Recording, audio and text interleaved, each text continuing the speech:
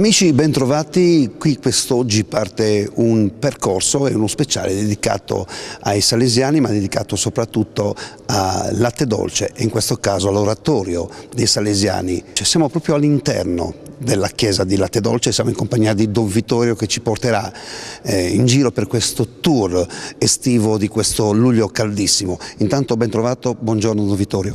Buongiorno a voi. Alle mie spalle c'è Don Bosco insieme Maria Ausiliatrice, che è un po' lo sfondo che vuole abbracciare tutta l'esperienza estiva con i ragazzi e vuole essere un po' diciamo così, il riassunto di tutte le attività dell'anno e quindi cogliere un po' i frutti attraverso questa esperienza di Estate Ragazzi nel mese di luglio. E poi a fianco a Don Bosco invece chi c'è dietro di noi? È un ragazzo, quel ragazzo lì si chiama Domenico Savio ed è proprio il ragazzo che Don Bosco individua all'interno dell'oratorio. Questo visto da Don Bosco, vista nell'ottica di Domenico Savio, nel momento in cui entra nell'oratorio di Don Bosco, legge subito una frase Dami animas cetera tolle.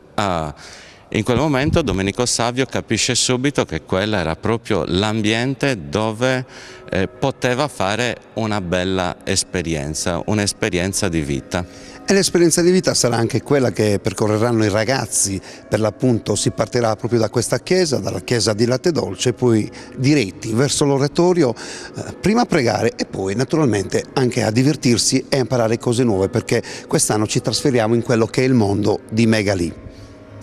Il mondo di Megalì, dove appunto tutti i ragazzi faranno questa esperienza, come sfondo appunto questa parola qua, dove vuole riprendere tutto un discorso del nostro Rettor Maggiore, Don Chavez, quello che rappresenta il Don Bosco del 2013, dove appunto lui presenta proprio tre immagini di ragazzi, tre personalità diverse, perché comunque sappiamo che ognuno di noi ha un proprio carattere. Allora Don Bosco già aveva individuato tre personalità diverse.